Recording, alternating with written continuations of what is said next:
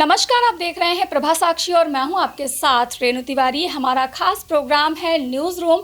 आज हम आप लोगों को इस वीडियो में अपडेट देने जा रहे हैं उत्तरकाशी में आए बादल फटने की घटना की त्रासदी के बारे में। आपको बता दें कि उत्तरकाशी का धराली गांव जो है वो पूरी तरह से तहस नहस हो गया है, क्योंकि बादल फटने से जो मलबा आया वो पूरे गाँव में बिखर गया है। माना जा रहा है कि अब तक इसमें 4 लोगों की मौत हो चुकी है और मलबे के अंदर भी अभी 50 से 60 लोग दबे होने की आशंका भी जताई जा रही है।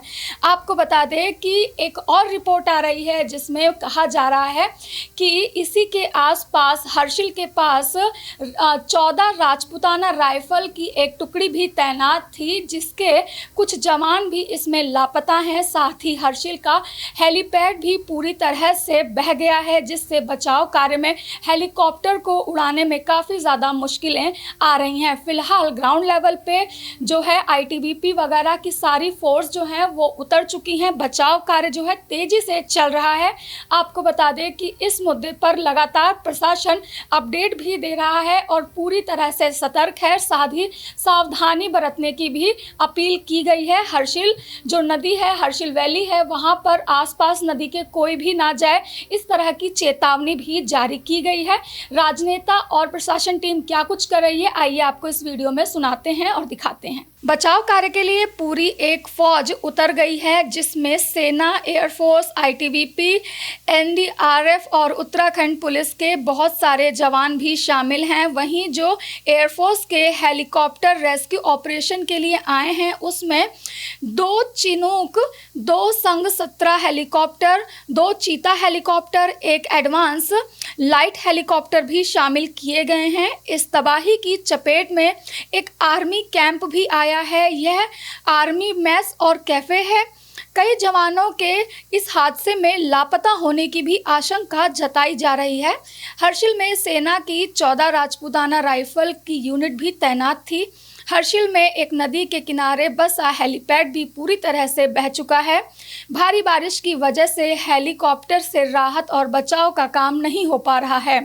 एनडीआरएफ की 4 टीमें मौके पर मौजूद रेस्क्यू में जुटी हुई हैं। इसके अलावा आईटीबीपी की 3 टीमों को भी राहत कार्य में लगाया गया है।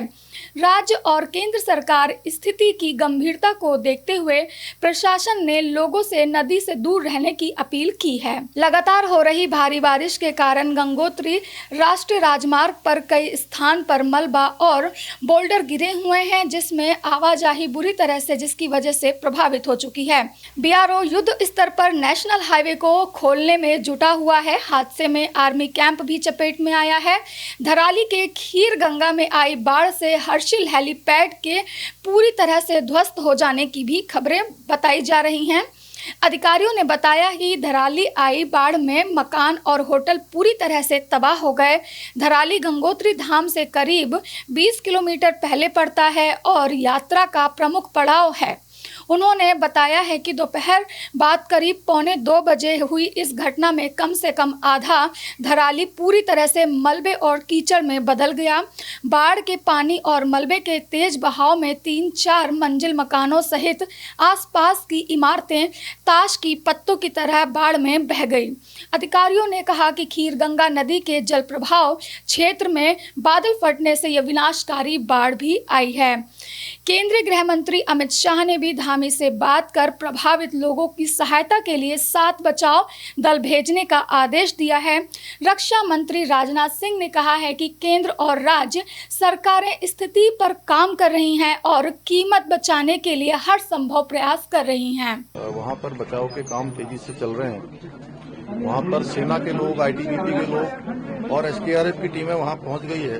लगभग 70-80 लोगों को अभी सुरक्षित स्थानों पर निकाल भी लिया गया है। तो बड़ी मैं समझता हूँ कि बहुत तेजी से ये बचाव का काम वहाँ पर हुआ है।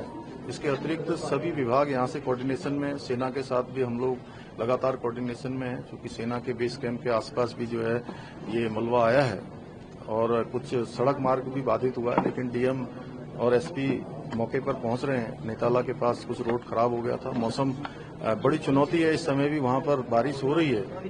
इसके अतिरिक्त यहाँ पर सभी प्रकार की अभी यहाँ समीक्षा की है। स्वास्थ्य विभाग अपने स्तर पर डॉक्टरों की तैनाती कर रहा है, दवाइयों की वहाँ पर तत्काल व्यवस्था कर रहा है, भोजन इत्यादि की व्यवस्था हो रही है और राशन वहाँ पर पहुंचे इसके लिए जिला पूर्ति अधिकारियों की पुलिस विभाग ने लगभग 160 पुलिस के लोगों को 10 सीनियर अधिकारी और 3 एसपी रैंक के अधिकारी वहां नियुक्त किए हैं। ये जो घटना हुई है तकरीबन 2 बजे हर्षिल गांव में, इसके बाद तुरंत जब सूचना मिली तो एनडीआरएफ की 3 टीमों को मनेरा, बरकोट और देहरादून से रवाना किया गया है और वो रास्ते में हैं, जल्दी पहुंचने वाली हैं।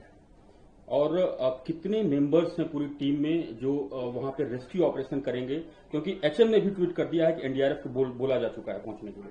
जी बिल्कुल, हमारी जो एक टीम है उसमें 35 मेंबर्स होते हैं और पूरी तरह से वो सभी सामान के सामग्री के साथ लैस हैं और ये जो ऑपरेशन होगा बेसिकली ये जब क्लाउड बर्स्ट हुआ है उसके बाद जो फ्लैश फ्लड हुआ है उसमें मलबे में दबे होने के लोगों की संभावना होगी, तो उस नजरिए से टीमों की तैनाती की गई है और सारी सामग्री के साथ वे रवाना किए गए हैं।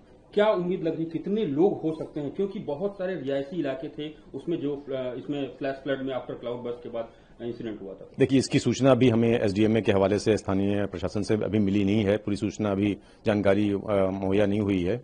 जो इनिशियल रिपोर्ट्स है उसके मुताबिक तकरीबन 40 से 50 घर जो है वो बाधित हुए हैं, बह गए हैं उसमें और 50 से ज्यादा लोगों ये मिसिंग बताए जा रहे हैं, कुछ डेड बताए जा रहे हैं।